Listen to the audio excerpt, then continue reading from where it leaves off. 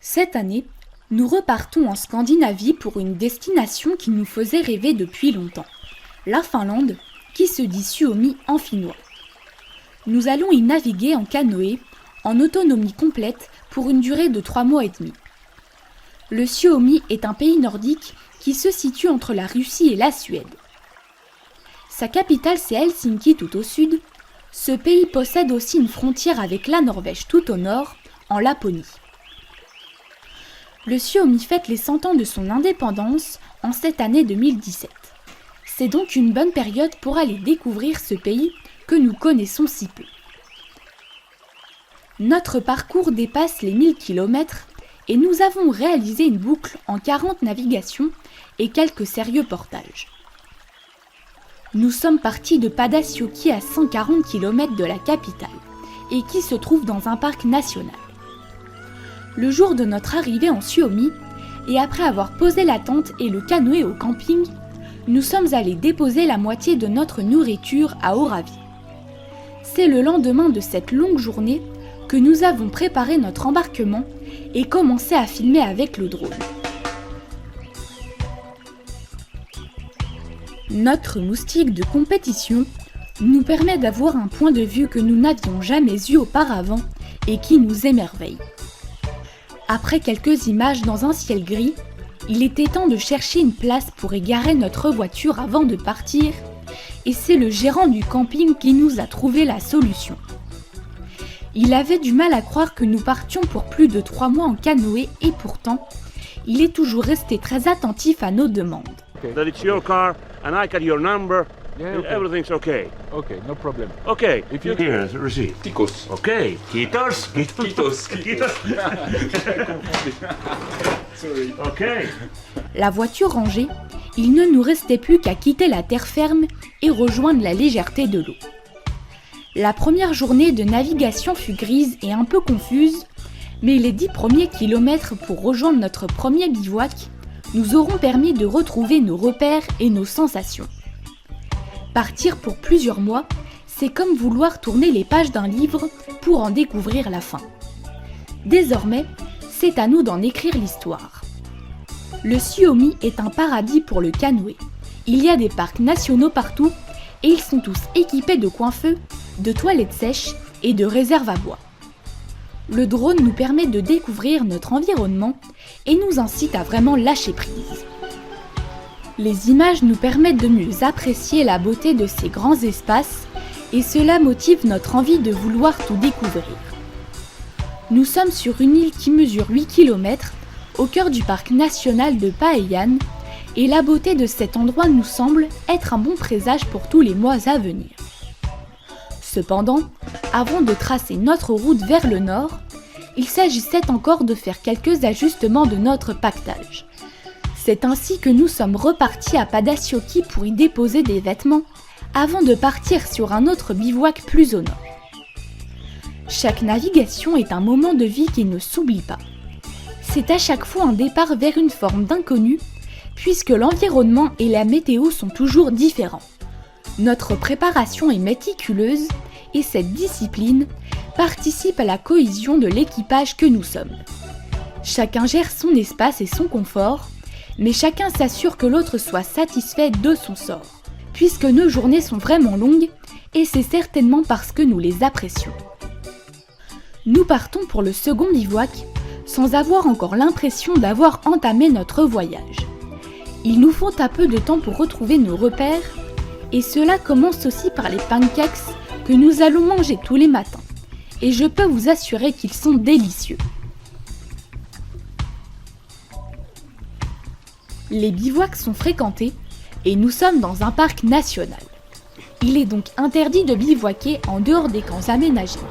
C'est toujours l'occasion de rencontrer des gens et là, ce fut une belle surprise.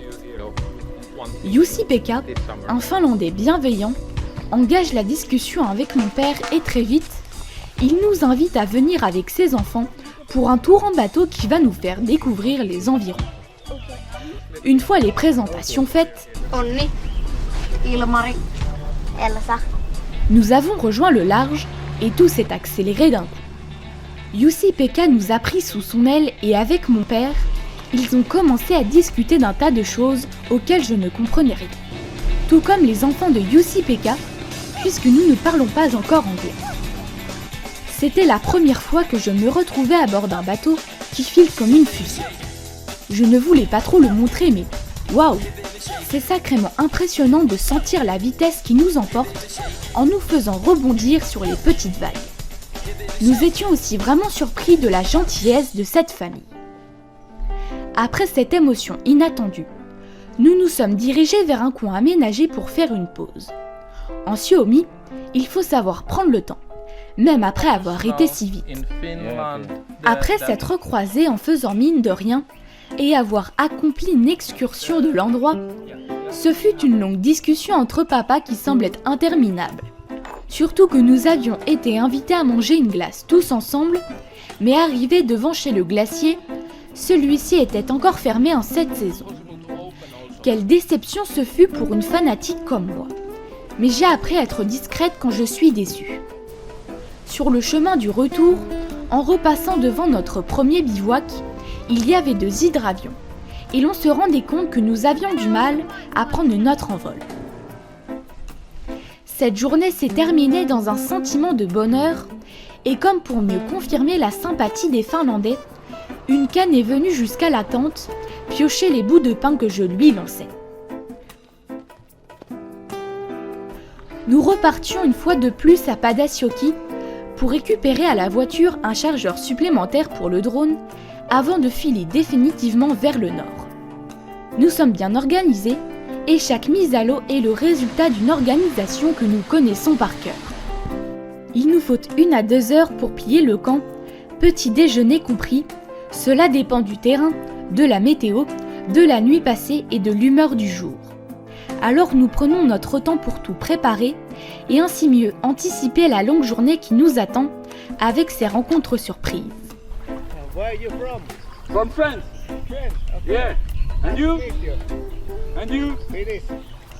Finnish. Finland. Après un dernier bivouac, aux portes du parc national dans lequel nous traînions depuis 5 jours, il nous fallait enfin répondre à notre impatience de partir vers le nord en naviguant sur les Grands Lacs, qui mesurent parfois plus de 10 km de large. C'est le jour de ce départ que nous avons stoppé notre allure pour sauver un bourdon de la noyade. Encore une chance que nous ayons eu du mal à prendre notre envol. Les Grands Lacs s'étendent jusqu'à plus de 200 km au nord et passer d'une rive à l'autre nécessite plusieurs heures. Chaque île est une opportunité de faire une pause et ces traversées interminables nous permettent de discuter. C'est seulement une fois sortis du parc national que nous avons commencé à comprendre qu'il serait difficile de trouver des bivouacs au point de demander à des gens quelques renseignements, mais sans résultat. There is but you know that it's be careful. Alors à 1h du matin, après plus de 12 heures de pagaie, nous avons installé la tente derrière une maison dont les propriétaires étaient absents. On se sent toujours coupable d'agir ainsi, mais nous savons aussi combien nous avons cherché durant de longues heures avant de prendre une telle décision. Et comme on ne profite jamais d'un tel bivouac, en route pour la suite pour une journée avec du vent, des vagues et du soleil. Les Grands Lacs sont comme des grandes plaines dans lesquelles il ne pousse que des vagues. C'est à la fin de cette longue navigation que nous avons aperçu dans toute cette immensité les restes d'un ponton à bateau sur la rive d'une île géante.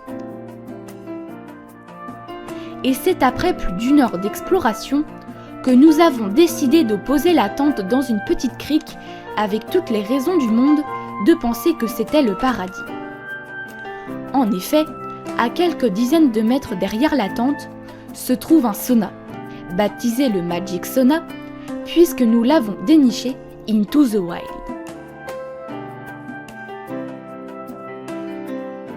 Nous étions dans l'euphorie de cette découverte inespérée qui nous promettait chaleur et réconfort, et dont nous comptions bien profiter durant 3 soirées jusqu'à s'en faire tourner la tête. Je n'avais jamais découvert le sauna puisque c'est interdit en France pour les enfants de mon âge, alors qu'en Finlande, ils y accompagnent leurs parents dès le plus jeune âge. puis faire mon premier sauna au feu de bois. Sur cette île déserte, dans ces conditions exceptionnelles, ça valait le coup d'attendre. Nous avons pris le temps de tout nettoyer avant d'allumer le premier feu et enfin sentir la chaleur commencer à se concentrer à l'intérieur. Pendant qu'il nous suffisait d'aller remplir les seaux d'eau et d'en verser sur les pierres brûlantes pour commencer à faire fondre tous les doutes de l'existence. L'eau se vaporise en milliards de gouttelettes et la vapeur brûlante vient nous recouvrir comme une chape de chaleur dont on se remplit les poumons. Le sauna, c'est la méditation du corps qui éructe les mauvaises pensées dans les litres de sueur qui nous parcourent. Il n'y a que nos pensées pour faire du bruit, et quand le seuil de tolérance est atteint, on file dehors au frais pour s'asperger d'eau glacée. Le choc est violent, mais il est appréciable tellement nous nous sentons cuits par la chaleur qui attend notre retour.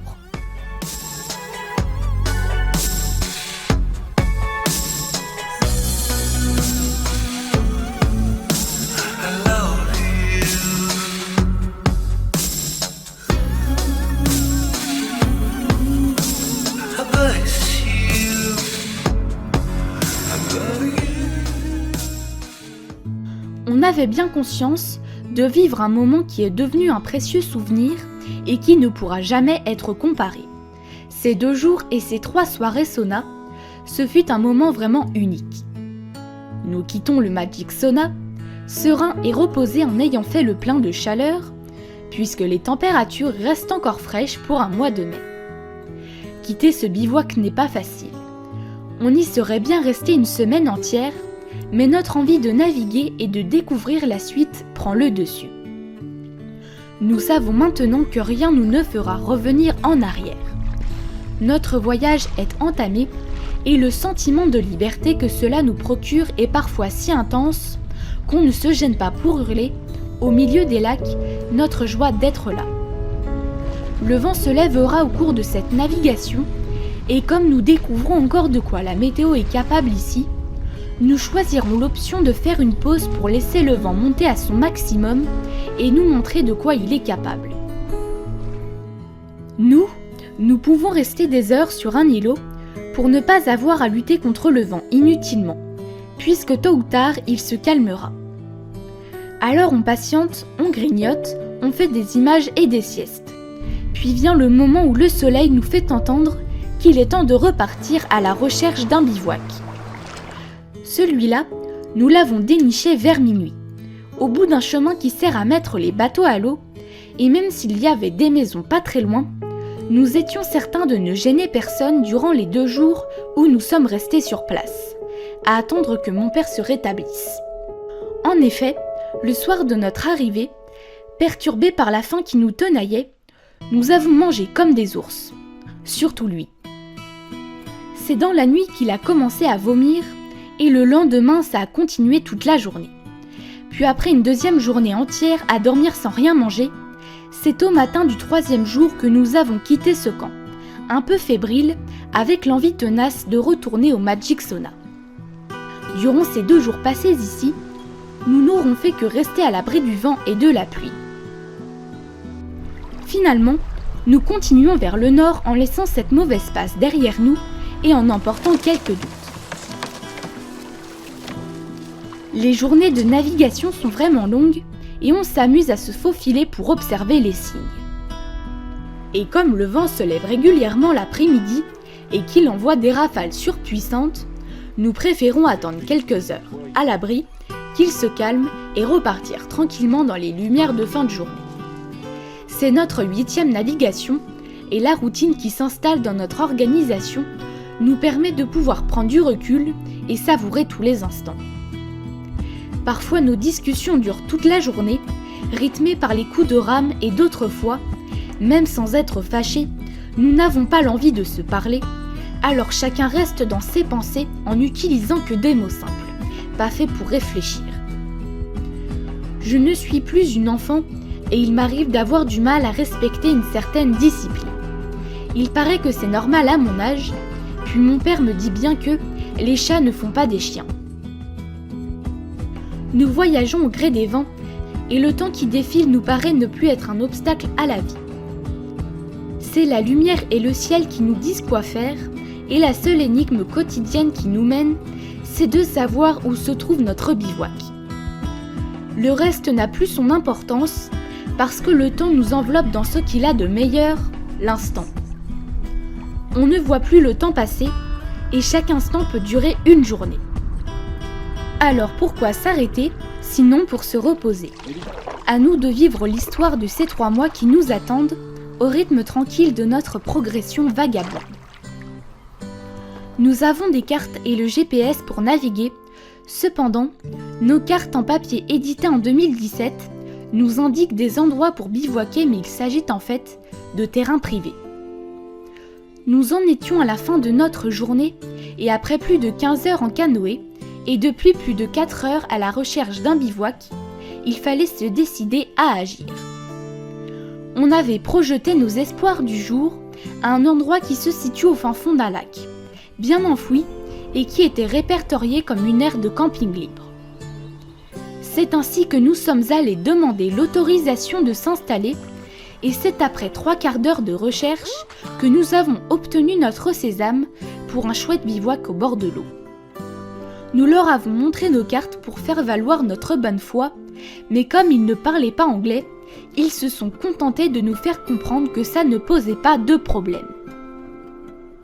Nous sommes dans le sud de la Finlande et l'on ne s'attendait pas à ce que les rives des lacs soient si peuplées par les Finlandais qui habitent vraiment avec la nature. Chaque maison possède un sauna qui est toujours éloigné de la maison, mais au plus proche de l'eau, aux endroits même où nous avons l'habitude de faire des bivouacs. À nous de respecter cet inconvénient en ne se permettant pas tout et n'importe quoi.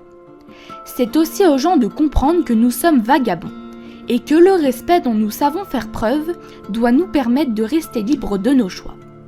Vivre plusieurs mois dehors avec toute notre autonomie, c'est le plaisir d'une liberté totale de vagabonder au gré de nos envies. C'est une façon de découvrir la vie à un rythme qui ne correspond plus à notre époque et qui nous permet de bien se connaître aussi. Ensemble tout le temps, c'est prendre le risque de vivre parfois des tensions entre nous, parce que je dois encore écouter mon père et accepter qu'il puisse avoir plus raison que moi. Mais dans tous les cas, nous gardons notre humour pour ne pas tirer la situation vers le bas.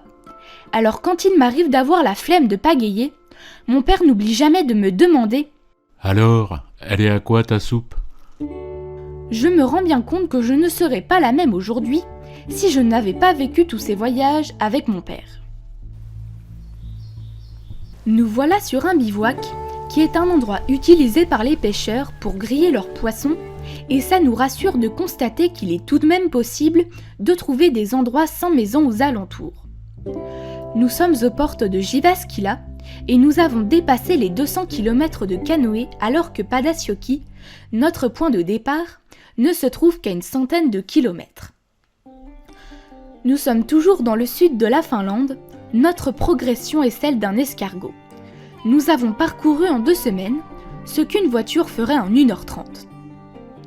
Nous avons traversé tous les grands lacs depuis notre départ en remontant vers le nord, et après ces longues navigations dans ces étendues gigantesques, nous nous préparons à changer d'ambiance, puisque les jours qui arrivent nous réservent toute une série d'écluses. Nous profitons d'une journée de repos bien ensoleillée pour recharger les batteries, notre morale est au beau fixe et nous sommes bien conscients de vivre le voyage que nous étions venus chercher. Chaque bivouac est l'occasion d'une journée de repos et plutôt que de pêcher ou de jouer à l'aventurière avec mon couteau, comme quand j'étais petite, je préfère désormais lire. Lire, c'est s'envoler dans des histoires qui me font aussi découvrir le monde et les gens, et un tas d'autres choses qui me permettent de construire mes propres pensées et mon opinion personnelle. Ça éveille mon point de vue sur la vie, alors que commence la période où j'en viens à me demander « Mais qui suis-je et qu'est-ce que je fais là, sur cette terre ?» Mon père me répond systématiquement qu'il n'a pas la réponse et que toute ma vie je vais vivre avec ces questions et qu'il y a déjà suffisamment de guignols pour pouvoir prétendre y répondre. Alors en route pour la suite avec des questions dont nous sommes susceptibles de trouver les réponses au fil de notre progression. Pagayer toute la journée, c'est aussi la possibilité de laisser nos pensées se diluer dans chacun de nos coups de rame, sans jamais penser à vouloir aller plus vite. Pour comprendre, il faut du temps. Nous prenons le temps de vivre et cela permet aux humains que nous sommes de savourer chaque seconde de ces moments qui nous faisaient rêver et dont nous sommes les acteurs aujourd'hui. Mon père insiste bien sur l'idée qu'il n'y a rien de plus précieux que la liberté, celle de choisir, de s'exprimer, de refuser ou même d'évoluer. Trêve de nonchalance. Nous voilà arrivés à Vajakoski, qui est le théâtre du passage de notre première écluse. C'est le début d'une longue série et l'on ne sait pas à quoi s'attendre. En arrivant, nous pensions trouver un homme dans la tourelle qui surplombe l'écluse. Mais nous avons fini par appeler au numéro de téléphone indiqué, pour comprendre qu'il nous suffisait de repérer la tirette et de l'utiliser. La tirette, c'est ce qui permet de déclencher l'écluse, puisque tout est automatisé et sous surveillance vidéo. L'homme que nous avons eu au téléphone se trouve à plus de 60 km de là, et il observe toute notre manœuvre depuis son quartier général, qui sera la dernière écluse de cette série. Mine de rien, passer une écluse demande du temps. Il faut la vider pour la remplir et tout dépend donc de son volume. Alors quand les portes se sont ouvertes, nous avons été vraiment surpris par la longueur de la baignoire. Il suffit d'imaginer la taille de bateaux qui peuvent passer par là pour se sentir tout petit. J'entends mon père dire à chaque fois que c'est comme entrer dans la gueule du loup et une fois à l'intérieur, nous sentons bien l'oppression du lieu. Les portes se ferment et nous font bien comprendre que notre sort en est jeté. Il ne reste plus qu'à attendre que l'autre côté s'ouvre pour que l'eau remplisse le bassin. Si la porte s'ouvre trop vite, les remous peuvent devenir vraiment dangereux. C'est pour cela que nous restons toujours attentifs à tout ce qu'il se passe et que, comme nous avons déjà connu des éclusiers qui ouvraient dangereusement les portes au point de nous faire peur, nous restons méfiants jusqu'à l'ouverture. Une fois sortis de là, tout redevient normal et il n'y a plus que la suite qui nous intéresse. Ce jour-là, en fin de journée, nous avons décidé de passer à un endroit qui semblait accessible. Mais ce que ne révélait pas la carte du GPS, c'est que la zone du passage était recouverte de roseaux. Arrivés sur place, il ne nous restait plus qu'à explorer tous les environs pour tenter de trouver un passage, que nous ne trouverons pas alors qu'il existe. Dans le canoë à hauteur d'eau, tout se confond, alors nous envoyons le drone pour évaluer les possibilités, mais la lumière est si forte que nous ne verrons rien sur l'écran de la trace du chemin entre les roseaux. Le passage était si petit que l'on ne se doutait même pas de son existence. Alors après s'être résigné, il ne nous restait plus qu'à parcourir 2 km pour rejoindre la route. C'était aussi le bon moment pour faire des images, puisque la lumière commençait à flatter les ombres.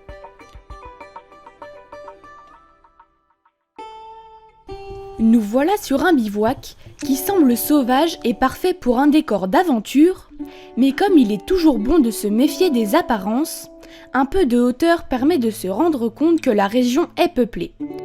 Cependant, il nous suffit de peu pour être satisfait. Du moment que l'on ne dérange personne et que le soleil est face à nous, c'est idéal. Le lendemain, une petite corneille muette viendra nous tenir compagnie et après une journée qui n'avait que l'intérêt de se reposer, nous continuons notre route vers l'autre moitié de la nourriture qui se trouve à Oravi et que nous devons récupérer au plus tard, début juillet. Nous continuons de nous diriger vers le nord, écluse après écluse, sans se douter que cette journée sera celle d'un beau crash de drone. Après avoir heurté la paroi, le drone a chuté jusqu'au bord du canoë et plouf! Un bref passage dans l'eau avant que mon père ne le récupère, juste avant qu'il ne coule. Notre morale en a aussi pris un coup, mais la nature nous offre des cadeaux qu'il faut savoir apprécier à sa juste valeur. C'est le jour du test. Après l'avoir fait sécher, il nous faut retrouver confiance en notre moustique qui, même avant d'avoir pris l'eau, nous jouait déjà des tours. C'est une fois qu'il est là-haut que nous considérons que ça vaut vraiment la peine de pouvoir avoir ces points de vue fascinants. Nous regardons souvent la suite de notre parcours avec gourmandise et cela n'enlève en rien le sentiment que nous avons de découvrir à chaque coup de pagaie. Le drone nous offre la vision d'une beauté que nous n'aurions jamais eue en canoë et cela apporte une autre dimension à notre voyage. Nous avons parfaitement conscience de notre environnement et de son gigantisme et au cœur même de toute cette nature, c'est toujours l'opportunité de se sentir humble. Nous resterons là une journée à se réconcilier avec le drone et nous l'enverrons se promener tout au long de ce canal parcouru par les touristes dans des bateaux qui franchissent les écluses juste pour le plaisir. Nous sommes aux portes de la dernière écluse à Suolahti et après avoir traversé les grands lacs et remonté tout ce canal, la suite du parcours nous amène à devoir établir nous-mêmes notre cheminement. Il faut passer d'un lac à l'autre en espérant trouver le plus chouette passage. Comme on se dirige vers le nord, le courant est toujours contre nous et mine de rien, cela nous permet d'en profiter toujours un peu plus longtemps. Nous voici à la plus grosse écluse, devant laquelle nous n'oserons pas sortir le drone. Le crash qui a eu lieu 2 jours auparavant nous a fait entendre qu'il valait mieux rester prudent. Puis comme c'est le début de la journée, nous n'avons vraiment pas envie de la gâcher avec un souci qui risquerait de nous ruiner le moral. Le volume de cette écluse est impressionnant et après avoir lâché une énorme quantité d'eau, ce sont des portes tout aussi gigantesques qui se referment sur nous. Et l'on se sent minuscule de se retrouver dans cette baignoire qui va se remplir dans un vacarme tout aussi saisissant.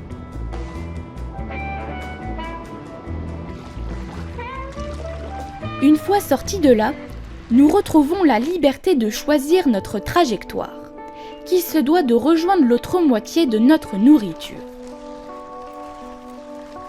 Nous sommes le 12 juin et notre stock est prévu jusqu'au 3 juillet.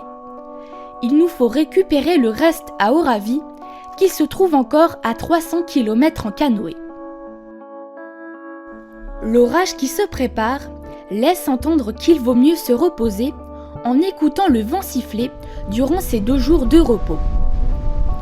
Une journée dans la tente à écouter la pluie rebondir sur la toile et une autre à ne rien faire. Et ne rien faire, ça demande toujours du temps. Le soleil revenu nous permet de réaliser des images que nous n'aurions pas pu faire si nous avancions tous les jours. Il faut savoir se reposer après des journées de navigation aussi longues. Nous prenons le temps de bien manger et c'est aussi la nature qui nous entoure qui recharge les batteries de nos énergies. Notre motivation reste intacte et nous n'avons aucun besoin de l'entretenir. C'est elle qui nous mène chaque jour à avancer ou se reposer. Et c'est toujours avec plaisir que se déroule le quotidien. Il reste certain que sans le confort de notre tente, nos matelas, nos duvets et la nourriture à disposition, tout serait vécu d'une manière bien différente. En route pour la suite, sans se douter de la surprise qui nous attend, et c'est seulement en fin de journée que nous chercherons minutieusement un bivouac, mais pour le moment, il s'agit encore d'enchaîner tous ces coups de pagaie qui nous font avancer au rythme du temps qui passe. Chaque coup de rame est comme une pensée que l'on rafraîchit dans l'eau. Chaque coup de rame distille nos émotions dans la clarté de ces eaux. Parfois on avance avec style, d'autres fois avec dédain, rarement avec de la flemme et toujours avec envie. On se sent tout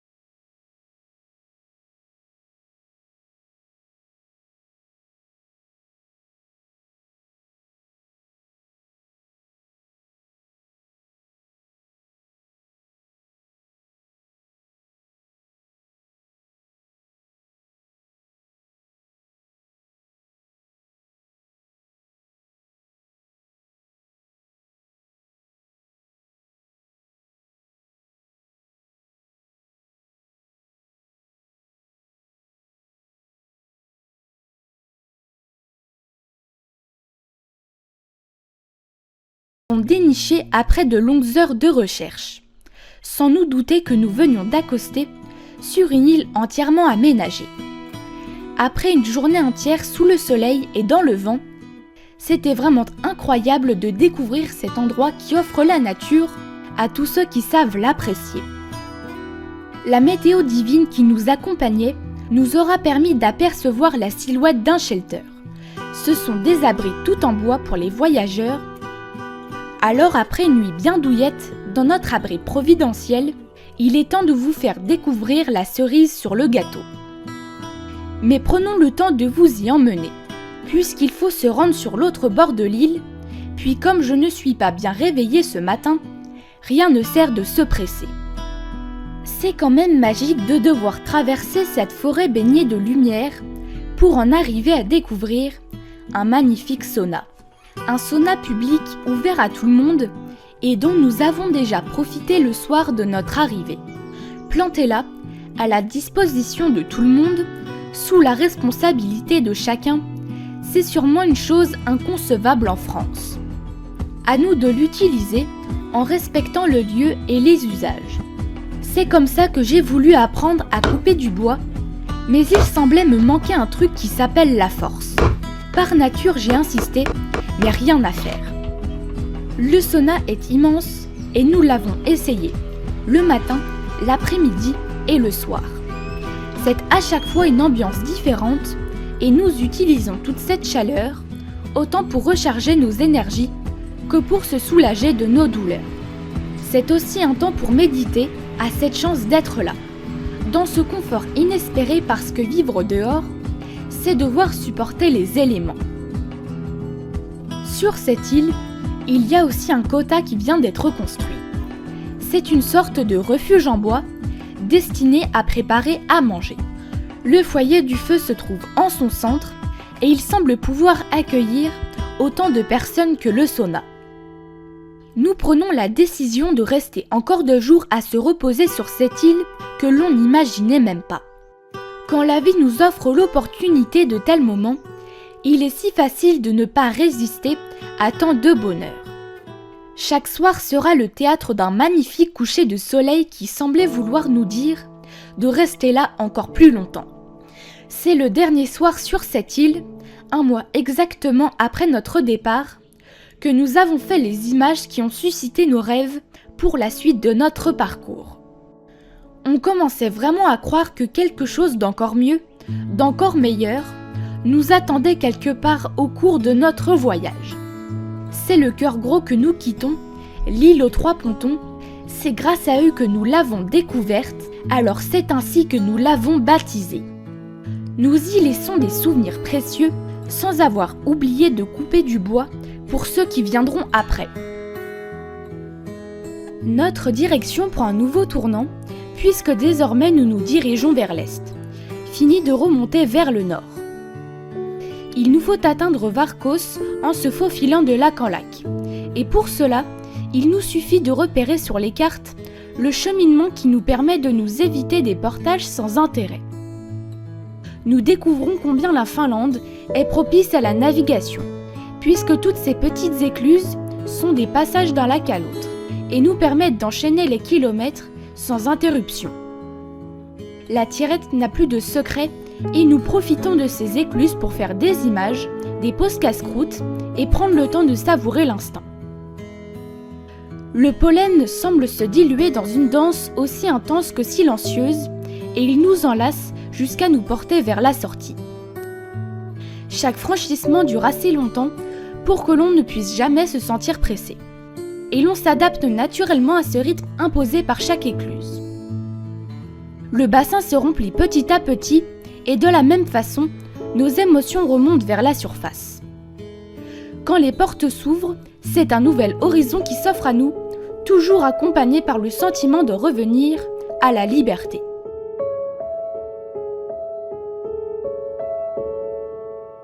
Après un bivouac au bout d'une jetée, dans un vent orienté dans la même trajectoire que notre motivation, nous sommes repartis avec un vent de dos qui semblait vouloir nous mener à bon port.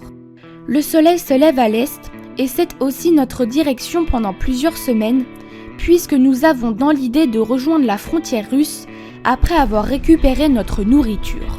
Nous sommes le 23 juin et environ dans une semaine, nous serons à Oravi. C'est le signal qui nous fait dire que nous sommes les bienvenus et même le vent et les vagues semblent vouloir nous porter aussi loin que nos envies.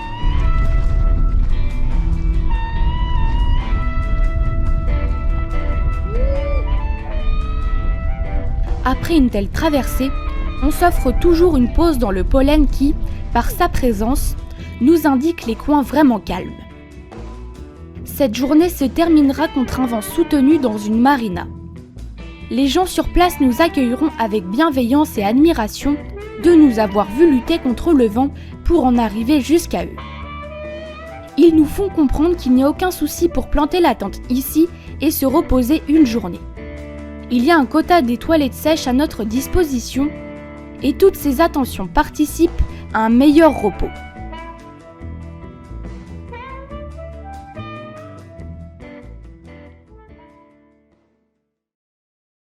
L'usine à bois nous intrigue, alors rien de mieux qu'une petite balade pour aller assouvir notre curiosité.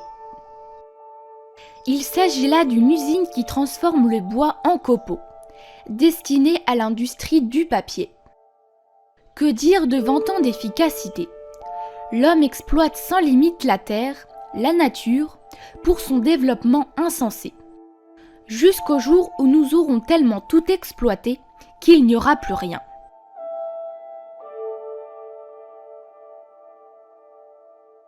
Nous reprenons notre route avec la faveur du vent et la motivation certaine de changer d'humeur.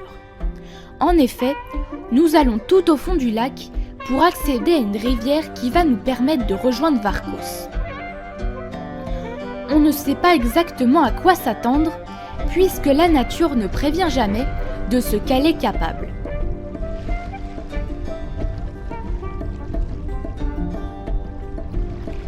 Arriver au fond d'un lac, c'est toujours une sensation étrange.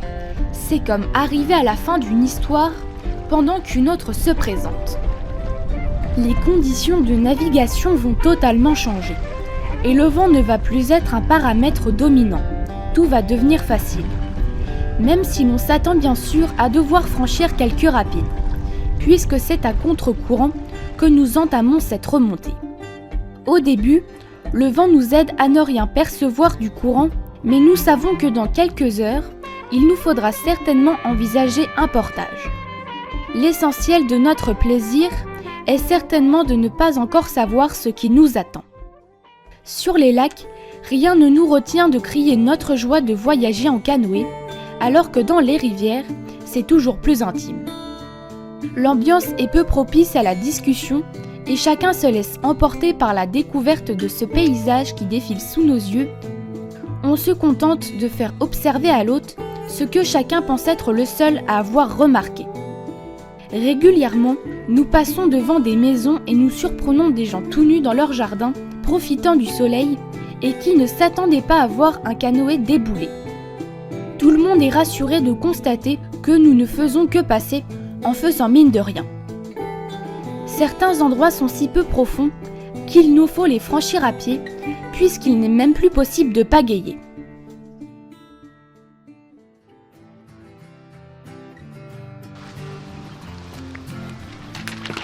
Vas-y, tranquille. Ces passages n'ont rien de difficile. Il suffit juste de longer la rive avec un peu de débrouillardise. C'est aussi l'occasion de se dégourdir les jambes tout en profitant de la nature. Quand tout redevient navigable, nous continuons à contre-courant comme pour mieux profiter encore un peu plus longtemps de ce plaisir qui fait oublier le temps.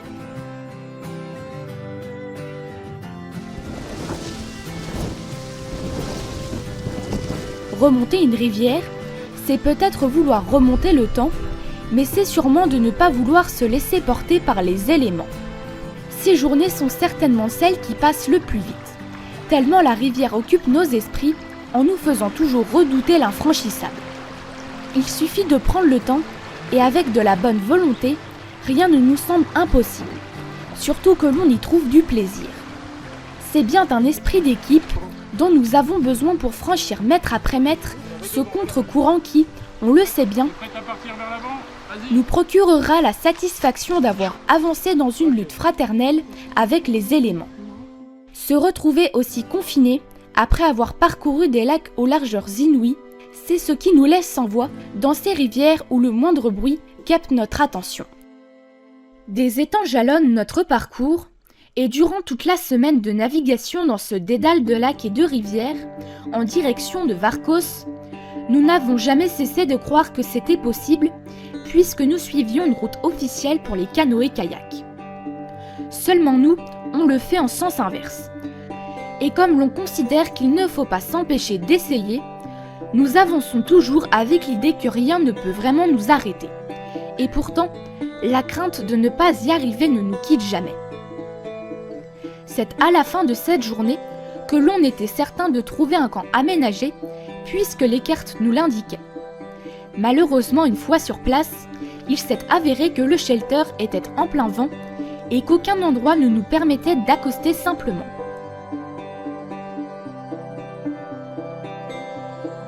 Après cette brève déception sans conséquence et quelques kilomètres supplémentaires, nous avons trouvé ce que nous cherchions. L'endroit est d'un calme majestueux, tout comme les cygnes que nous avons délogés en arrivant avec le canoë et qui viendront régulièrement nous hurler leur désaccord.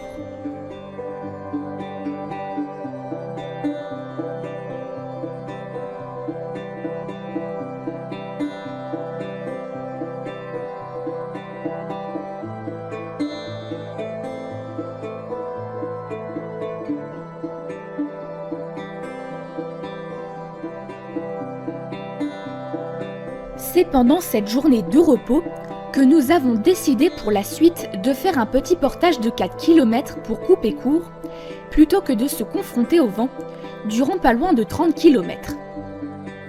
Quelle ne fut pas notre surprise quand nous avons demandé s'il était possible de passer par là pour rejoindre la route, nous avons été invités à manger. Cela faisait à peine 2 heures que nous avions petit déjeuner, mais c'était impossible de résister à tant de gentillesse.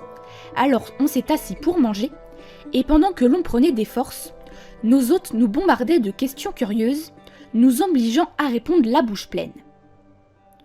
On vous le raconte parce que l'on a perdu les images de ce repas et que l'on tenait à rendre hommage à ces Finlandais qui nous ont accueillis comme des rois. Nous avons mangé du salami, des noix de cajou, du jambon, du fromage, des tomates, du beurre, du café, du lait, 3 sortes de pain, des baies sauvages, des yaourts, des raisins secs et des galettes de riz. Et comme on l'a vu sur ces images de drone, 2 d'entre elles nous ont aidés à pousser le canoë dans la côte sans qu'on leur demande quoi que ce soit. Avec une pareille rencontre, on sait que le reste de notre journée va bénéficier du bonheur de vivre. Parce que tant de gentillesse, ça nous perturbe toujours. Nous les super vagabonds. Puis à vrai dire, je sais bien que mon père tire suffisamment fort le chargement pour que personne n'ait vraiment besoin de pousser derrière lui. Encore merci à vous, dont nous avons oublié les noms, alors que vous avez inscrit cette rencontre en nos mémoires. De retour à notre duo, c'est juste après les avoir quittés que le drone nous a fait un de ses nombreux tours de magie dont il a le secret. D'un coup, il se fait la malle, et à la première branche venue, c'est parti pour de belles pirouettes. Ce jour-là, le crash au sol fut évité et nous avons recommencé à faire des images tout de suite après. Mais à chaque fois, c'est vraiment stressant comme situation. Alors que l'on continuait de lac en lac, en se faufilant dans des rivières, on ne s'attendait pas à se retrouver face à une écluse de ce genre. C'est une écluse manuelle. Il n'y a aucun mécanisme pour ouvrir et fermer les portes du passage. Il faut que des humains poussent sur les bras de chacune des portes pour les actionner. La tâche n'est pas si facile. Et il faut bien comprendre que les gens qui sont là par hasard. Et que c'est donc avec gentillesse qu'ils nous permettent de passer. Tout le monde a même attendu que le drone soit bien en place pour réaliser une belle image, et le vieil homme qui pousse sur l'un des bras nous reconnaît aussi, puisque nous avons discuté avec lui quelques jours auparavant, à l'usine qui mangeait le bois. Comment aurions-nous fait si personne n'avait été là ? Nous l'aurions sûrement fait nous-mêmes, mais je crois bien que ces gens avaient vraiment du plaisir à nous aider.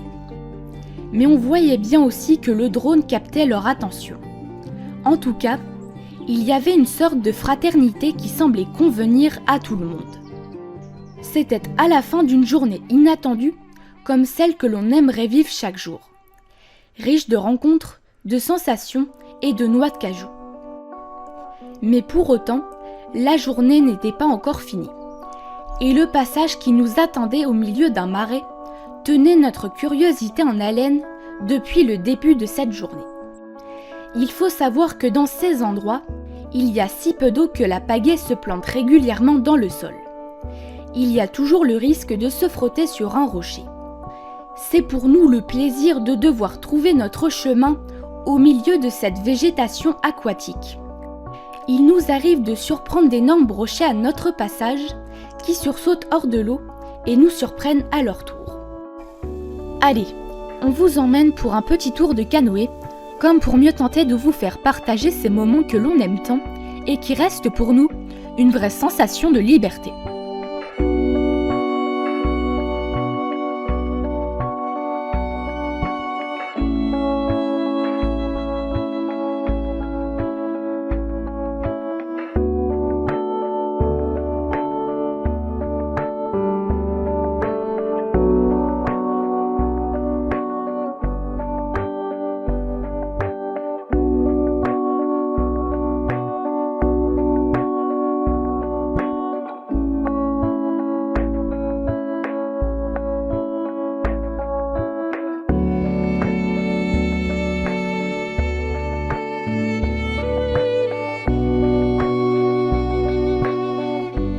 Cette liberté de naviguer dans le flot de nos pensées, qu'on laisse divaguer au fil de l'eau, au gré des vents, en se laissant porter par le plaisir de savourer. Chaque coup de rame inscrit dans l'eau, la trace de cette liberté fragile qui nous mène à vouloir avancer sans jamais se presser. Rien ne nous attend d'autre que l'instant. C'est à nous d'être conscients que nous sommes là, présents au sein d'une nature qui nous semble moins inquiétante que le monde des humains. Ceci dit, il faut aussi se trouver un bivouac pour manger et se reposer, et nous voilà aux portes d'Oravie, dans la région du Linansarri. Nous sommes dans un parc national qui regorge d'îles et d'îlots, et qui est aussi réputé pour héberger des phoques d'eau douce. Cette région est un paradis pour naviguer, puisqu'il y a des camps de bivouac un peu partout. Nous avons carrément l'embarras du choix, et toutes ces îles participent à rendre les navigations vraiment ludiques. Le camp est là, bien caché. Il ne pollue pas le paysage de sa présence, complètement intégré à la nature. Nous tentons d'en faire autant, mais c'est sans compter l'envie qui nous démange de récupérer notre nourriture si proche. Plus qu'une seule navigation, et nous serons à Oravie. Nous avons 3 jours d'avance sur le rendez-vous qui était prévu et qui correspond aussi à la moitié du voyage. Parfois, il vaut mieux emprunter le chemin du passage des animaux plutôt que de faire un détour qui nous éloigne de notre objectif. C'est le plus petit portage du monde qui nous offre la trajectoire la plus directe vers Oravie village. C'est un centre touristique qui permet à tous les curieux de découvrir la région été comme hiver. C'est là qu'un mois et demi auparavant, le jour de notre arrivée en Finlande, nous avons rencontré Marie-Louise qui a accepté de garder la moitié de notre stock de nourriture.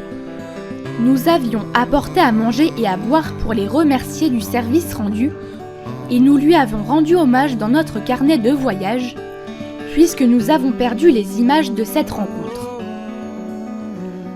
Nous nous sommes alors installés juste en face d'Oravie, sur l'un des nombreux camps répertoriés et toujours bien aménagé avec des toilettes sèches. Quand on vit dehors plusieurs mois, c'est un détail qui possède une certaine importance.